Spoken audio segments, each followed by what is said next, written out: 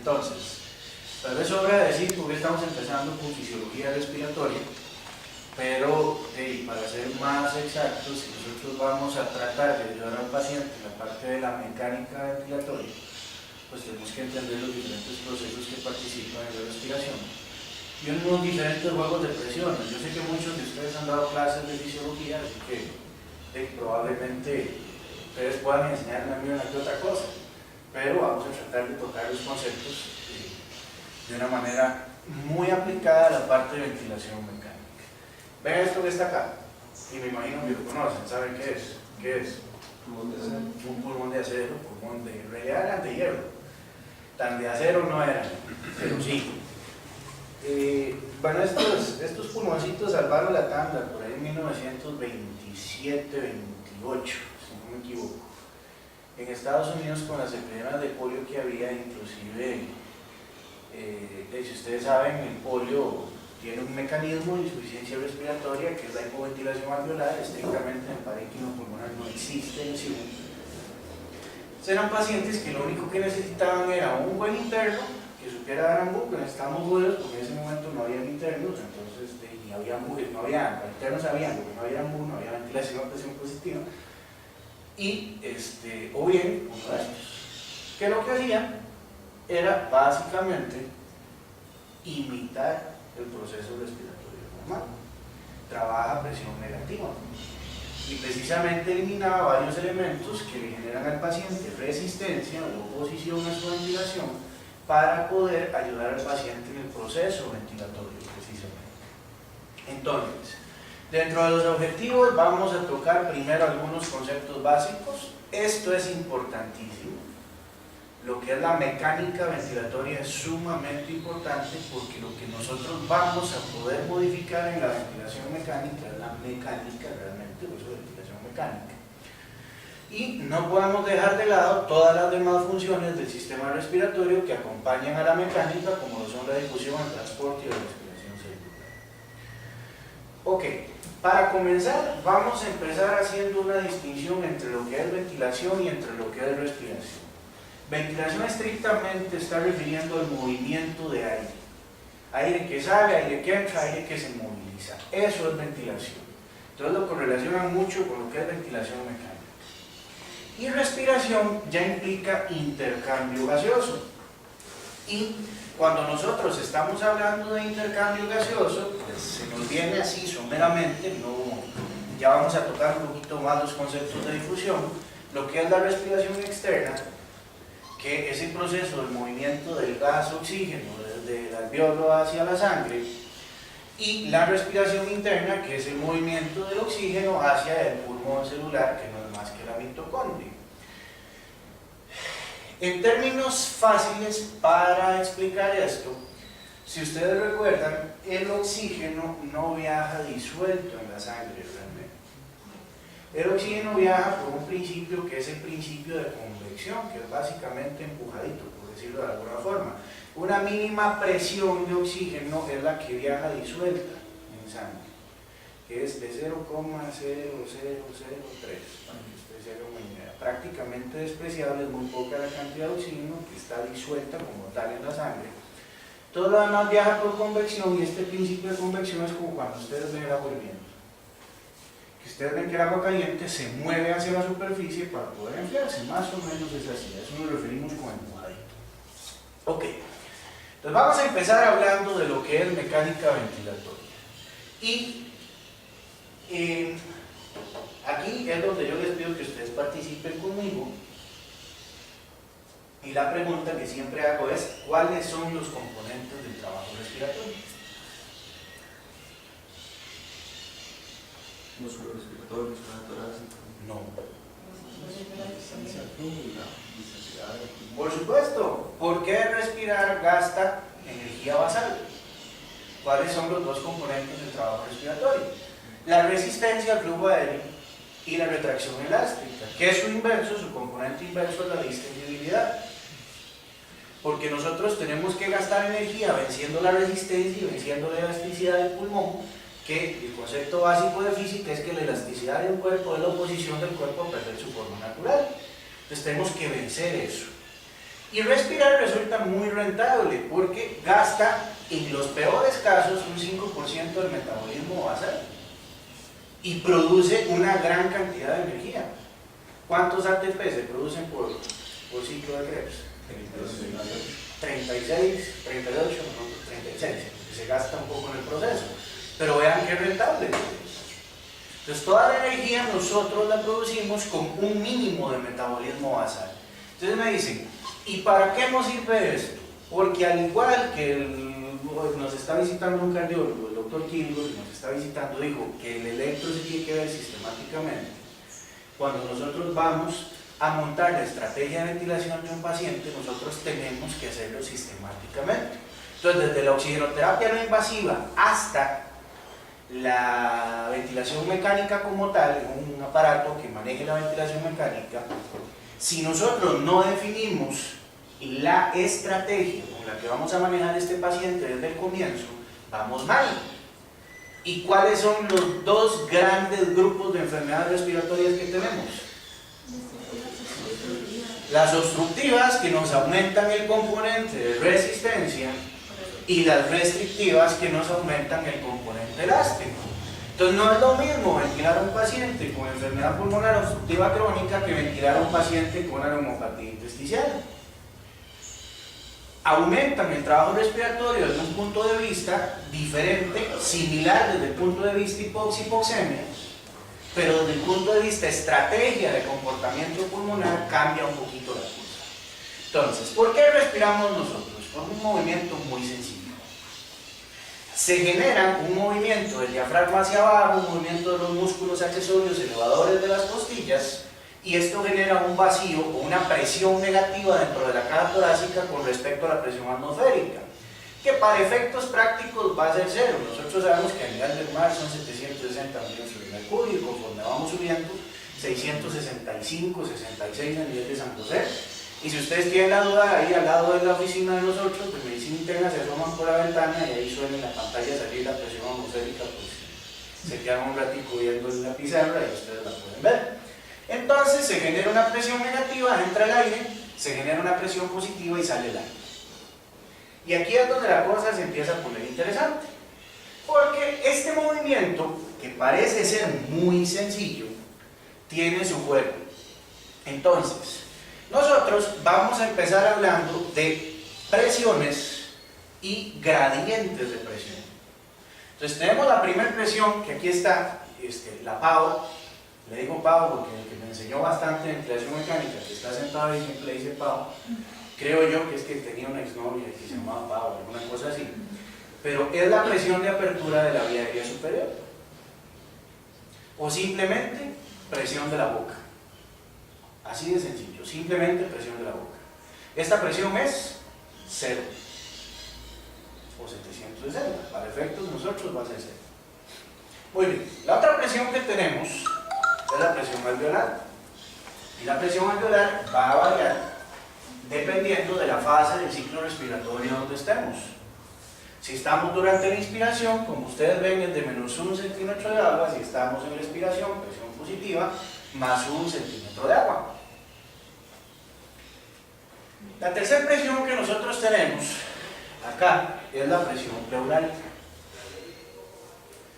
La presión pleural siempre va a ser negativa, porque si ustedes recuerdan, la pleura está adherida, la pleura parietal está adherida a la pared torácica, y la pleura visceral pues es en mayor o menor grado traccionada por este mecanismo adhesivo.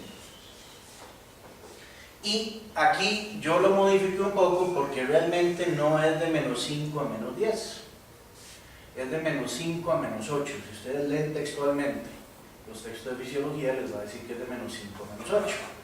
Pero yo siempre trabajo con números cerrados para que nos peguen más las cosas. Entonces la presión pleural es de menos 5 durante la expiración y de menos 10 durante la inspiración. Muy bien. Ahora, el primer gradiente que nosotros vamos a tener es un gradiente que se va a producir cuando existe la resta de la presión alveolar a la presión de la vía aérea superior. Esta presión recibe el nombre de presión transaérea. Entonces, vean qué interesante. Si la presión de la boca o la presión de la vía aérea superior es 0, nosotros le restamos -1 durante la inspiración, presión negativa, el aire entra.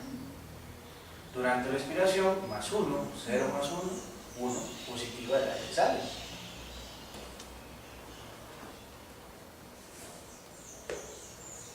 ¿Ok?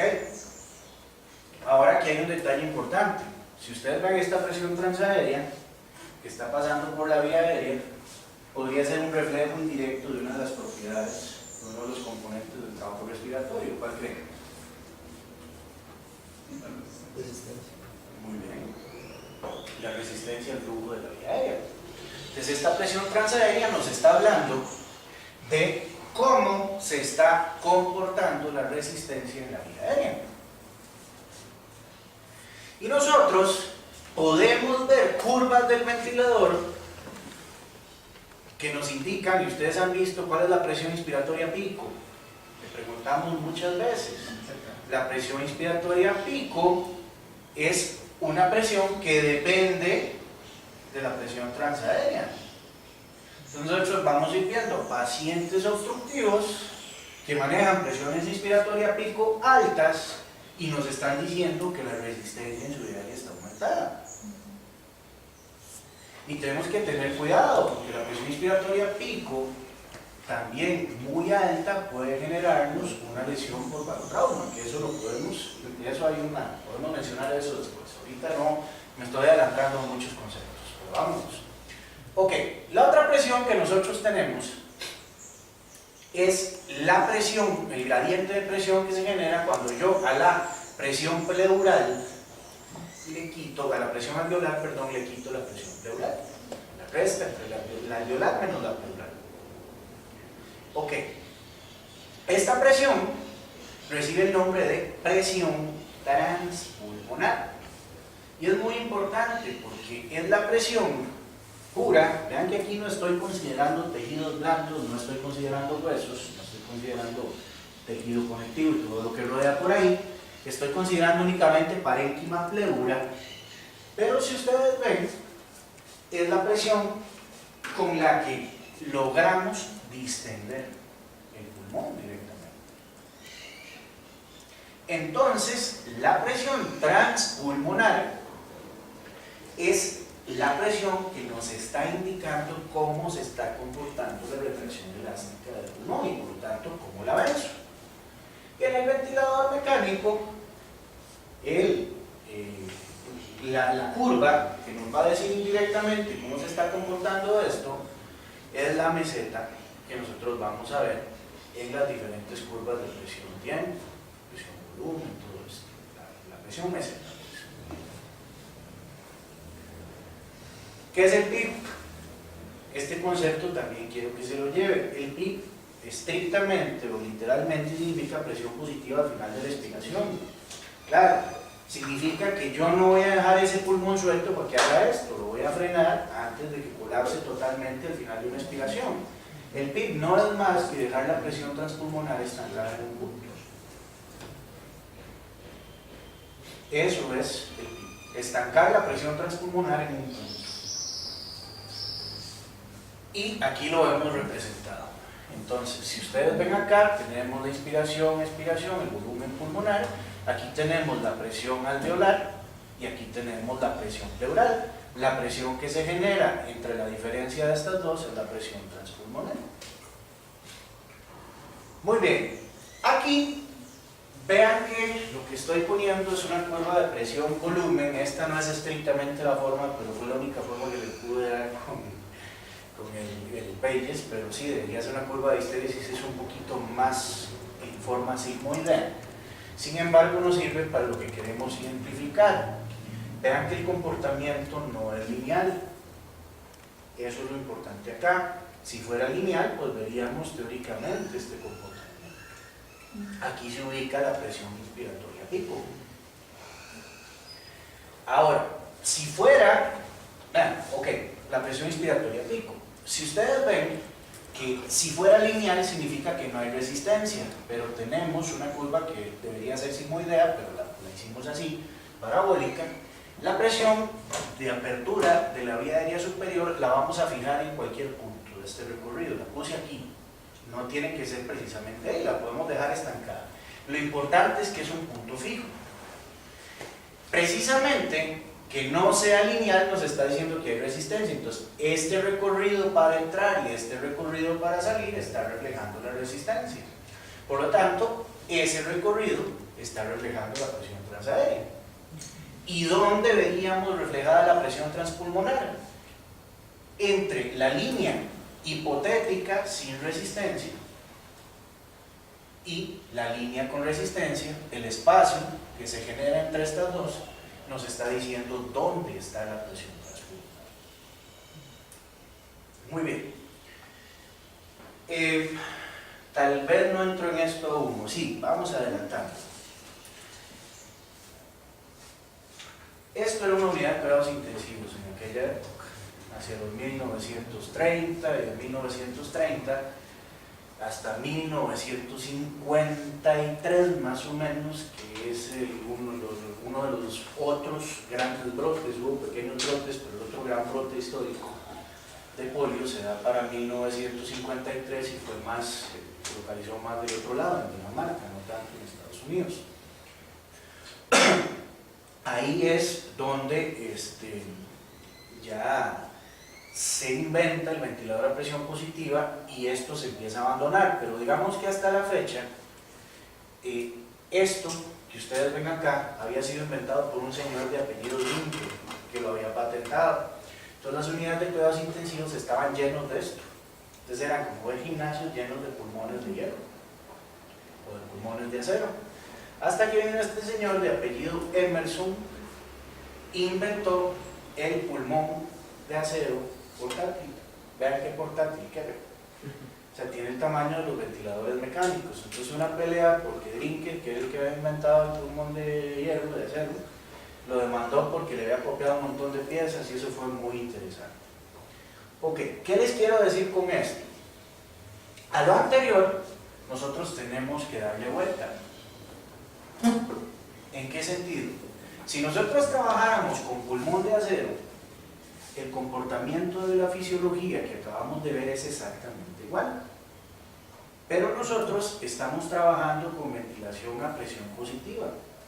Entonces la presión de la vía aérea ya no es la que está privando aquí y vamos a trabajar no con cero o con negativo, sino siempre con positivo. Entonces vayan haciéndose la idea de que le vamos a ir dando vuelta. Si dijimos que la presión transaérea es la presión que hay que vencer para vencer la resistencia y mencionamos que la presión transpulmonar es la presión que hay que vencer para vencer la retracción elástica, ¿qué tenemos que vencer con el ventilador mecánico? Precisamente esas presiones, esas dos presiones. Entonces, realmente, si nosotros quisiéramos ser papistas, para ventilación mecánica nos interesa esta presión que ustedes están viendo acá, que se llama presión transtorácica, que si ustedes ven es una resta entre la presión alveolar y la presión de la superficie corporal. La presión de la superficie corporal se parece mucho a la presión de apertura de la vía aérea superior. ¿En qué sentido se parece? En que es cero. Claro, pero es cero fisiológicamente. ¿Por qué digo que es cero fisiológicamente? Porque nosotros conscientemente le ayudamos a la caja torácica a hacer esto. Entonces hay músculos que se activan para que el peso de las, digámoslo así, de la materia extrapulmonar, extraparenquimatosa, no pese tanto. Entonces, si es cero, no habría problema y por eso respirar nos resulta tan sencillo. Pero cambiémoslo a los pacientes ventilados que nosotros manejamos, salvo que estén en un modo espontáneo o que estén en un modo de soporte, el modo parcialmente controlado o el modo controlado del todo lleva grados variables de sedación. E inclusive si estamos manejando pulmones lesionales con índices respiratorios muy bajos, inclusive parálisis. Entonces este cero ya no es cero. Entonces le añade peso a lo que tenemos que vencer con el ventilador mecánico. Y sí cobra especial importancia cuando vamos a programar el ventilador. Entonces, vamos recapitulando un poco acá. Tenemos la distendibilidad, que es el opuesto a la elasticidad, y ¿quién lo representa? Que realmente es la presión transtorácica. Podríamos decir la presión transpulmonar, sí, pero la presión transpulmonar cuando estamos conscientes. Pero es transtorácica, cuando el paciente está sedado o parcialmente sedado. Y la resistencia, cuya gradiente de presión que la representa más fielmente es la presión transaérea. Y finalmente viene una presión que sí es exclusiva de la ventilación mecánica y tiene su equivalente en la ventilación espontánea, que es la suma de estas dos presiones. Entonces, ¿qué concepto tenemos que tener claro nosotros? Que para poder ventilar a un paciente a presión positiva, vamos a tener que vencer las dos presiones. Esta presión recibe el nombre de presión transrespiratoria. Y la presión transrespiratoria es la suma de la presión de distendibilidad más la presión de la vía aérea o la presión transaérea. Esta es la ecuación del movimiento. Espontáneamente, cuando nosotros respiramos, recibe el nombre de presión respiratoria. Entonces, la presión respiratoria, su equivalente en ventilación a presión positiva, es la presión transrespiratoria. Y simplemente lo que nosotros estamos viendo aquí es volumen por resistencia, flujo por distendibilidad, más una constante. Esto es fisiología, una constante de energía que no viene al caso, nada más vemos que depende tanto de la resistencia como de la distendibilidad y que tenemos que vencerla cuando vamos a ventilar al paciente. ¿Para qué me sirve a mí esto? Bueno, me sirve para muchas cosas. Si yo tengo un pulmón estructuralmente sano en un paciente obeso, tengo mucho componente de la superficie corporal. Entonces, tengo que ser estrictamente cuidadoso con cuidar la meseta porque puedo generar lesión pulmonar. Y en esto es que yo insisto mucho que, bueno, ustedes van a llegar a la UCI y es pecado que la presión meseta pase de 26, que la presión pico pase de 30, van a ver eso. Ok, claro. Es cierto, no es mentira, en la medida de lo posible evitémoslo, pero muy probablemente si yo estoy ventilando a un paciente con obesidad, con ascitis, embarazada, mucho de esa meseta se va a ir tratando de desplazar esto y no está generando impacto directo en el pulmón. Ahora, si es un pulmón lesional, en donde yo estoy interfaceando, estoy peleando contra interfase de zonas distendidas con zonas atelectasiadas, ahí sí no me puedo dar el lujo de manejar presiones altas porque voy a empezar a generar lesión pulmonar. Pero si nosotros tenemos claro estos conceptos, no nos vamos a preocupar tanto por la ventilación de un paciente con presiones que se nos pasaron un poquito. Ok. ¿Alguna pregunta hasta aquí? La presión respiratoria, ¿qué era la relación de esa con la P? Con la presión transrespiratoria. Que la presión respiratoria es la presión que usted está usando en este momento para respirar. Usted está venciendo su resistencia, está venciendo su distendibilidad en este momento con una presión que se llama presión respiratoria. Si a usted hubiera que entubarlo de madera, ya usted no va a tener presión respiratoria. La presión que yo le voy a tener que programar al ventilador se llama presión transrespiratoria. Y es exactamente lo mismo, nada más que es uno con la programación del ventilador el que va a vencer su retracción elástica y va a vencer su resistencia en la vía aérea. Eso es básicamente ecuación de movimiento. ¿Estamos? Bueno. Entonces esto que nosotros vemos aquí es la mecánica pulmonar. Ah, bueno, ¿había más preguntas? No, no hay más preguntas. O está todo muy claro o estoy enredando los más, pero bueno, ahí vamos. Ok, entonces, si ustedes ven, aquí están los volúmenes, capacidades pulmonares. Estamos básicamente marcando aquí lo que es la capacidad residual funcional. Aquí tenemos el volumen residual. Ustedes saben que hay una capacidad expiratoria, una capacidad inspiratoria. La suma de todo se llama capacidad pulmonar total, y por ahí tenemos varias cositas que ya van a ir apareciendo por ahí. Entonces, cuando nosotros vamos a respirar, tenemos un pulmón que se llena de aire en su capacidad pulmonar total y una pared torácica que se opone a esta respiración.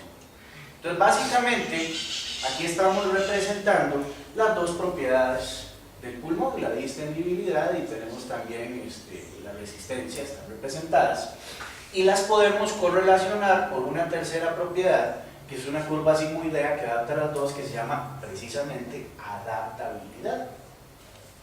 Ok, dentro de la adaptabilidad y a nivel de la capacidad residual funcional vamos a ubicar el volumen de aire corriente, el anglicismo que es el volumen tidal. ¿Por qué lo ubicamos aquí? Porque si ustedes notan, el volumen de aire corriente, que es el volumen que nosotros vamos a inhalar y exhalar en respiraciones usuales, lo estamos ubicando en un punto en donde la adaptabilidad ubica la presión en cero. ¿Y por qué es importante esto? Porque esto es lo que nos está diciendo que respirar no nos cuesta nada. No tenemos que hacer mucha presión para poder respirar. Entonces ahí es donde a nosotros nos gusta, para gastar entre un 2 a un 5% de la energía metabólica basal, que se ubique nuestra respiración. Hasta ahí es rentable. En un paciente obstructivo pasa lo siguiente. Ustedes saben que el paciente obstructivo, ¿cuál es el problema que tiene? ¿Meter el aire o sacar el aire? Por supuesto. Entonces el paciente obstructivo tiene problemas para la exhalación y desplaza su capacidad residual funcional a un punto más alto. Más o menos, ¿en cuánto se ubica la capacidad residual funcional? Fisiológicamente. 500, 600. No. Tampoco. Le falta un tanto más. Más o menos la capacidad residual funcional está en cuánto, más o menos. Como litro y medio. Acaba de decir litro y medio. Sí, era 2,5.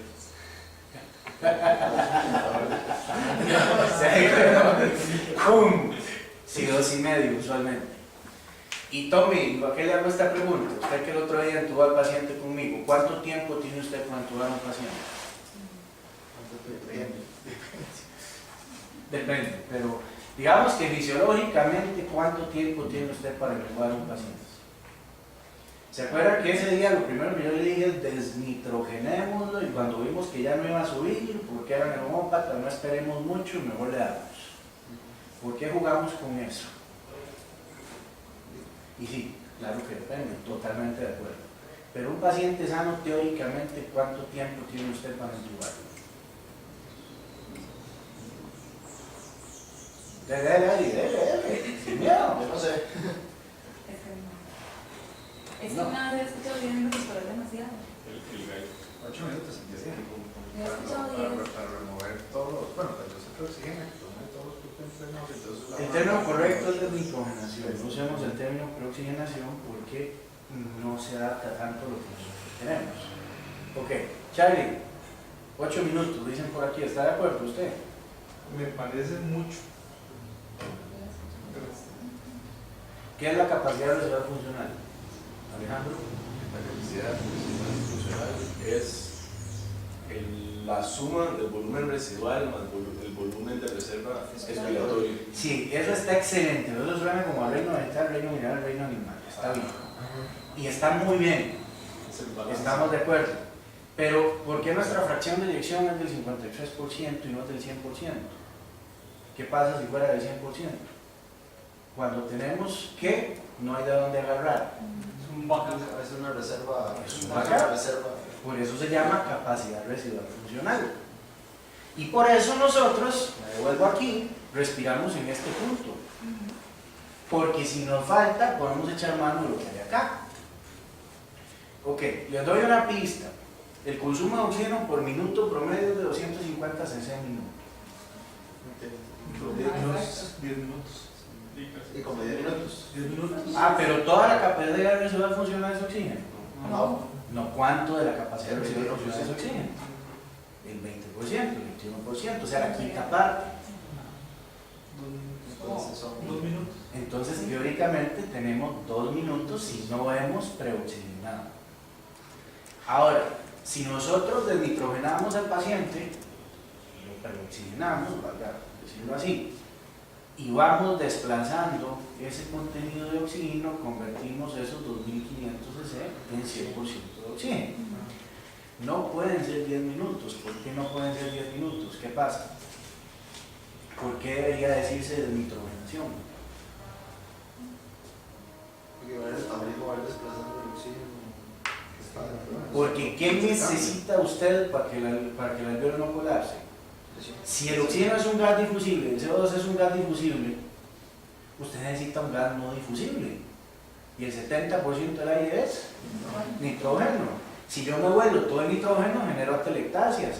Razón por la cual yo les insisto tanto en que no me lleven los pacientes al 100% porque van a generarle atelectasias absortivas.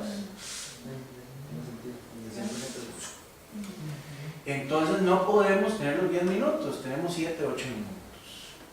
En aquel paciente, Tommy, que la capacidad residual funcional de él era muy reducida, no tenemos los 8 o 10 minutos, tenemos mucho menos, y nos dimos cuenta que no lo íbamos a lograr cuando estuvimos un rato tratando de nitrogenarlo y no subimos más del 80%, hay que correr y darle porque tenemos mucho menos.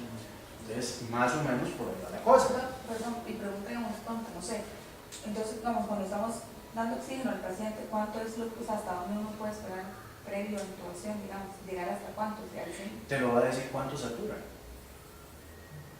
Y si usted se queda en 79 y lleva un minuto dándole y no pasa de 79, no pierda más el tiempo porque no va a lograr más de eso. Se sigue un montón de gente que no...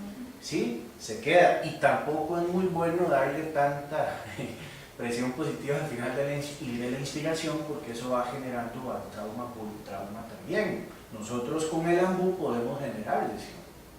Entonces, si usted después de 30 segundos, 40 segundos, usted no ve que la saturación suba, y no, porque ese pulmón es agua, en el caso de un edema de pulmón. Ese pulmón es neumonía, en el caso de una neumonía. No tenemos para dónde subir más, hay que darle.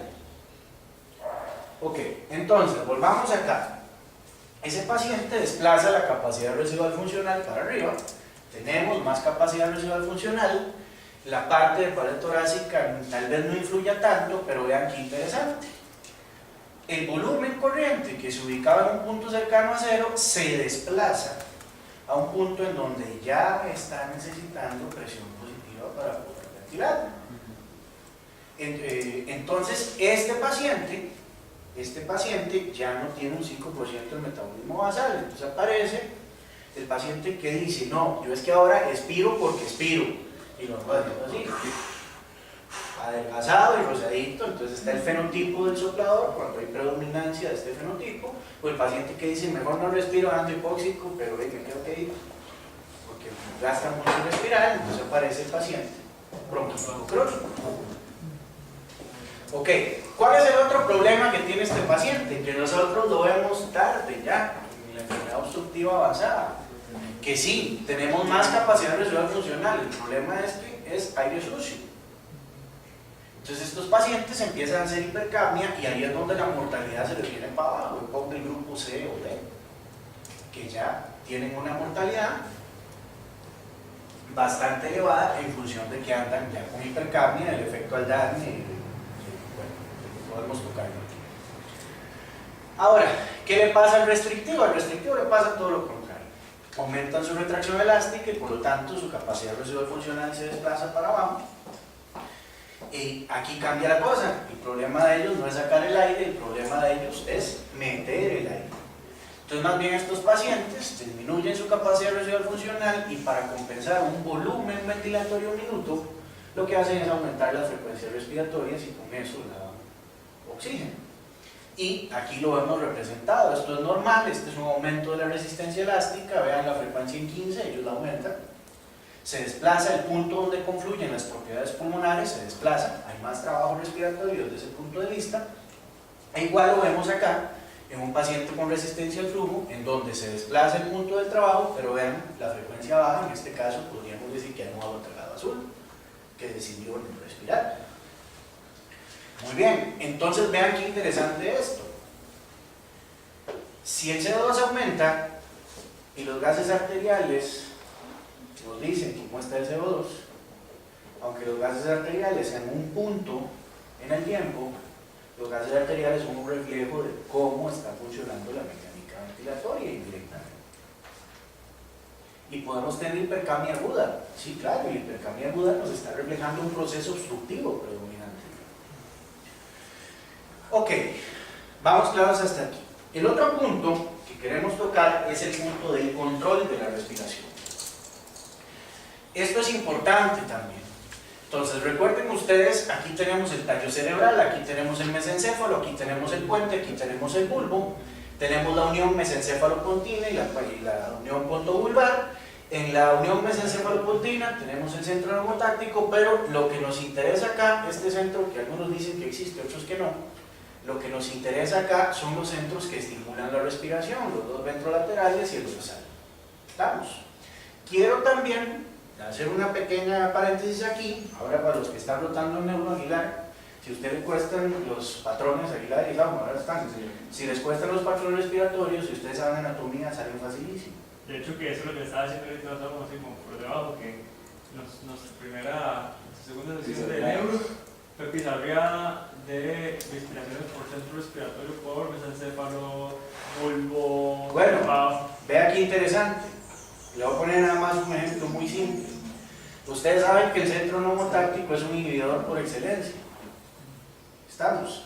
Y el centro neumotáctico se ubica en la unión mesencéfalo-pontina. Justo aquí está el agujero magno. Cuando ese centro funciona, se inhibe la respiración. Cuando ese centro se lesiona, se libera la respiración. Si usted tiene una lesión arriba, edema cerebral que va aumentando intermitentemente, usted va a presionar contra el agujero magno ese centro intermitentemente. Por eso usted tiene la respiración de Cheyne-Stokes o la apnea por hiperventilación como respiración de lesión superior. ¿Vio qué sencillo?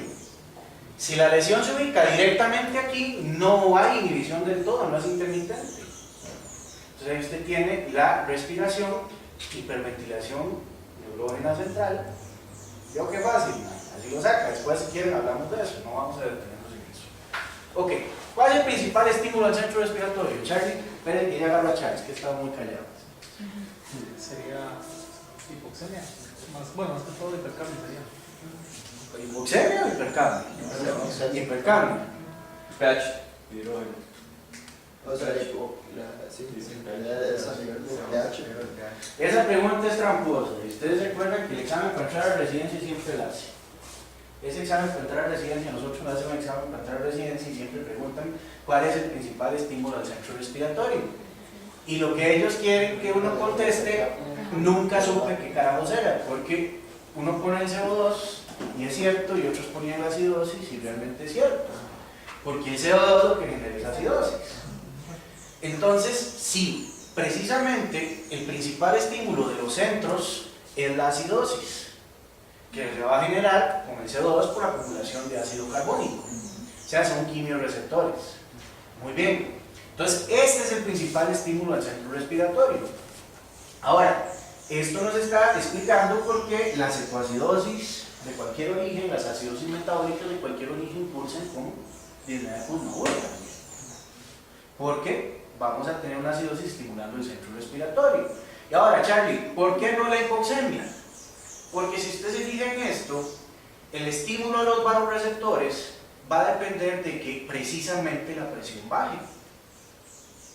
Y con una hipoxemia leve no vamos a tener un estímulo. Este es un estímulo secundario, es un estímulo de backup. Entonces, para que el centro respiratorio se active, tiene que bajar la presión parcial de oxígeno 55, menos 60, 55, 50, depende de donde usted lo lea, para que entre el centro respiratorio. Entonces vean la otra cosa que tenemos que cuidar. La otra cosa que tenemos que cuidar es en los pacientes neumópatas, especialmente si son hipercámicos, porque el riñón va a compensar metabólicamente la acidosis que genera la hipercamia. Entonces estos pacientes pierden el principal estímulo del centro respiratorio, porque compensan su pH. Otra razón para no querer ver el saturador en 100%, porque ya les va a pasar. Doctor, es que la señora estaba saturando 88%, le puse un reservorio, saturó 98, 100 y ya ahora no respira. Sí, no, tranquila, no va a volver a respirar nunca más. ¿Cuánto lleva así? Ah, un rato, sí, ya. No va a volver a respirar nunca más. ¿Por qué? Porque usted le acaba de quitar lo que la hacía respirar. Dependen del estímulo hipóxico para poder respirar. Entonces el control de la respiración es muy importante. Traslademos esto a la ventilación mecánica. Si el paciente está en un modo controlado asistido, entra el backup, pero al momento de extubar, ustedes se han preguntado por qué el destete de un paciente obstructivo es tan complicado. Todo el mundo dice, ¿y cómo podemos evitar que el paciente con EPOC, o que este paciente que tiene un EPOC esté tan peleón en el destete? Bueno, les voy a decir algo y que me corrija Johnny si me equivoco. No lo van a lograr. Si hay un destete complicado es el del paciente obstructivo. Y eso ténganlo por seguro. Va a pelear muchísimo. Además de que muchos no quieren dejar el ventilador, ¿verdad? Porque es riquísimo de que una máquina venza lo que les costaba respirar a ellos. Entonces vamos a cuidar estos parámetros también en esos pacientes. Vamos a hablar de difusión. Aquí la cosa se pone interesante. ¿Alguna pregunta hasta acá? ¿Cuánto llevo hablando? 41 minutos. ¿Hay alguna pregunta hasta acá? No. Todo va quedando clarísimo, como el agua. Ok. Esto que ustedes ven acá es la ecuación que nos va a hablar de cómo se comporta el intercambio gaseoso. ¿Le parece, Chávez? Está bien. Ok, está bien. Bueno, esto es muy simple. Perdón, lo que nos quiere decir esto es un concepto muy básico que lo vimos desde la escuela, que es el concepto de difusión. ¿Cómo se define difusión? Bueno, el intercambio de reacciones se hace a la ventana de... Pero solo oxígeno. No, y el CO2. Solo CO2. Es el paso de una sustancia de un lugar de mayor concentración a través de una ventana adicional. Entonces es un transporte pasivo o activo. Pasivo. Entonces, Sí. vean, esta ecuación que está acá, sí, lo que usted dice no está mal, pero es que usted lo piensa en función del respiratorio, pues estamos hablando de eso, pero cualquier cosa. Lo que quiere decir esta ecuación es que es muy sencillo. Tenemos mucho oxígeno aquí y aquí no. Tenemos mucho CO2 aquí y aquí no. Y difusión es el proceso de que algo vaya de donde hay más a donde hay menos. Vean lo que cuesta explicar algo tan sencillo. Por eso lo pongo. Entonces, aquí hay más CO2, el CO2 va para donde hay más, a donde hay menos. Y aquí hay más oxígeno, el oxígeno va para donde hay menos. Entonces, sí, exactamente, cada gas, cada sustancia, ahora que estamos hablando de gas, tiene su capacidad de difusión. Y por lo tanto, bueno, el CO2 es 20 veces más difusible que el oxígeno y la capacidad de difusión del oxígeno es de 21 cc por minuto. Por milímetro cuadrado, diferencia por milímetro cuadrado, y esto correlaciona mucho con lo que con lo que acabamos de mencionar del consumo de 200 a 250 cc por minuto de oxígeno, porque precisamente esto nos da los 210, 250 que estábamos queriendo. Entonces usted me dice, ¿de dónde el productor está sacando? Que sí, ¿de dónde está sacando los milímetros de mercurio? Entonces vamos para acá. Entonces, cuando nosotros vamos a tratar a un paciente que tiene un trastorno de difusión, es muy interesante porque nosotros podemos actuar en 3 de los 4 factores que determinan la difusión. Esto que nosotros estamos viendo acá es la sangre, por lo tanto este es el capilar, esta es la pared alveolar, aquí vemos los neumocitos y aquí tenemos el espacio entre ellos. ¿Quién se acuerda de más o menos cuánto espacio hay aquí, en promedio? 0.6 litros. fue muy arriba. La mitad. De punto 2 a punto 3 micras. ¿Y por qué es importante esto? Esto que está acá se llama barrera de difusión. Y nosotros vamos a decir que la difusión depende del grosor de la barrera de difusión o de la membrana de difusión. Va a depender de la presión parcial del gas. Por supuesto que va a depender de la presión parcial del gas. Si estamos diciendo que la difusión es el principio de que todo va a donde hay más, a donde hay menos, si hay más gas va a difundir más. Por supuesto, de la superficie de intercambio, aquí tenemos representado solo una unidad alveolar arterial, pero si reclutamos muchas más, vamos a tener gran superficie de intercambio. Y el único factor sobre el que no podemos actuar es el coeficiente de difusión del gas, que esta es una propiedad específica de cada gas que no vamos a poder modificar. Entonces, ¿qué les quiero decir con esto?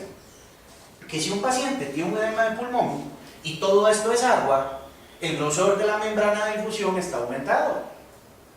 Entonces, en el año 2017 es un pecado intubar a un paciente en edema de pulmón. ¿Por qué es un pecado? Porque existe la ventilación no invasiva. Y si existe la ventilación no invasiva, nosotros podemos ayudar a reclutar a ese paciente con presión positiva. ¿Qué pasa si yo le doy presión positiva a este alveolo? Reduzco la distancia que hay, estoy actuando entonces en el grosor de la membrana. Si yo le doy más FiO2, estoy actuando en la concentración del gas. Y si estoy dando presión positiva, estoy reclutando más alveolos a lo largo de ese pulmón y estoy aumentando la superficie de intercambio. Entonces, ¿qué es lo que nosotros necesitamos para un paciente de edema de pulmón? Ganar tiempo. Y muy probablemente ese es el paciente prototipo para la ventilación no invasiva que sabemos que puede resolver en las próximas horas. Y tomamos en cuenta estos principios fisiológicos y fisiopatológicos. Muy bien, aquí estamos hablando también del cociente de ventilación-perfusión. Y el cociente de ventilación-perfusión nos está hablando de cómo se lleva a cabo este fenómeno que acabamos de mencionar de difusión en términos de volumen de aire y volumen sanguíneo. Esto que nosotros estamos viendo aquí es el volumen sanguíneo, perdón, el volumen de aire, esto que estamos viendo aquí es el volumen sanguíneo, es la perfusión. Esta es la ventilación y esta es la perfusión.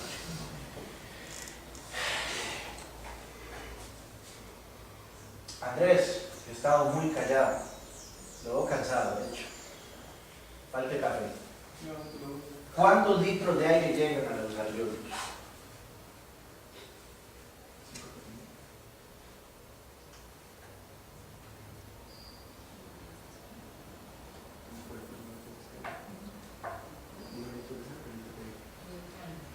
Hay, sí hay. ¿Cuántos litros de aire? ¿Cuánto ventilan los alveolos? ¿Por minuto Por o minuto. por inspiración? Por minuto. Bueno, si asumimos digamos que el volumen de aire corriente... Bueno, en realidad, por ventilación, por minuto, ¿sabes? Okay. Si asumimos que la ventilación de aire corriente es más o menos 250 cc y el espacio muerto anatómico corresponde entre 100 y 150 cc, estamos diciendo que vamos a meter a los alveolos realmente como 350 cc por respiración. Si eso lo multiplicamos por 12, 14 respiraciones por minuto, por 10 serían 4, 5 litros. En realidad, en un minuto, sí, exactamente, en un minuto en promedio hay 7 litros y 2 litros se quedan en espacio muerto. Así de fácil, es 5 litros. Cardiólogos, ¿cuál es el gasto cardíaco promedio? Minuto. Bueno, el gasto cardíaco es minutado, sí, pero ¿cuál es el gasto cardíaco? 5 litros. Entre 4 a 6 litros, promedio 5, depende del tamaño del cliente. Ok, 5 entre 5, 0.9. ¿Qué fecha? No, y es que yo sabía que alguien me iba a decir .8. 5 entre 5 es 1. El cociente de ventilación-perfusión es 1, más o menos .2. Entonces vale, .8 a 1.2. Entonces nosotros usamos 1 y yo digo que 1, para facilitar un poquito en términos de aprendizaje. Entonces, si ustedes ven aquí, yo estoy usando el término admisión venosa, aquí estoy usando el término espacio muerto. Algunos hablan de shunt o cortocircuito. A mí no me gusta hablar de shunt y cortocircuito y les explico por qué. En este caso, nosotros tenemos una zona que perfunde, pero no ventila. ¿Qué quiere decir? El denominador se aumenta. Al aumentar el denominador en una división, ¿qué le pasa al resultado? ¿Es mayor o es menor? Es menor. Entonces tenemos una zona BQ menor a 1. ¿Estamos claros ahí? Tenemos una zona BQ menor a 1. Ahora, si esto fuera un alveolo atelectasiado o lleno de detritos por una neumonía, o sea, aquí la ventilación es 0, 0 de cualquier número cuarto da, 0. Entonces, en este caso, cuando una zona BQ es igual a 0, la sangre que debe haber pasado por esa unidad va a buscar otras unidades. Entonces se genera cortocircuito, porque hay mezcla de sangre. Por lo tanto, decir que solo esto es cortocircuito, ya vamos a ver que no es del todo cierto. Porque nos vamos a venir para el otro ejemplo. Una zona que ventila adecuadamente, pero no está perfundiendo. En este caso la cosa cambia. Cuando yo reduzco el tamaño del denominador, la división da un resultado mayor, o sea, una zona BQ mayor a 1. Ok. ¿Qué sucede si la perfusión es nula? Es 0. La división entre 0 no existe, es igual a infinito. Entonces, cuando una zona BQ es igual a infinito, esta unidad se perdió y la sangre que debe haber pasado por esta unidad se deriva a otras unidades. Y hay cortocircuito. Entonces, yo no puedo decir que solo esto sea cortocircuito, porque yo puedo llegar a cortocircuito por dos caminos. Por el camino de una zona BQ alta o por el camino de una zona BQ baja. Y a mí me importa esto cuando quiero ver si un paciente tiene embolismo pulmonar. Porque si yo quiero saber si la insuficiencia respiratoria se debe a que está haciendo espacio muerto, yo podría calcular el espacio muerto con gases arteriales. O mejor le hago un angiotac y duramos más o menos lo mismo, pero está bien. ¿Ok? Entonces, hablamos de admisión venosa y espacio muerto, y las dos son formas de cortocircuito. Ahora, si ustedes ven, para calcular si este proceso de difusión se está llevando adecuadamente, yo hago una resta muy sencilla. Yo le voy a restar a la presión alveolar de oxígeno la presión arterial de oxígeno. Vean qué interesante. Si en el alveolo yo tengo 100 milímetros de mercurio de oxígeno y 100 milímetros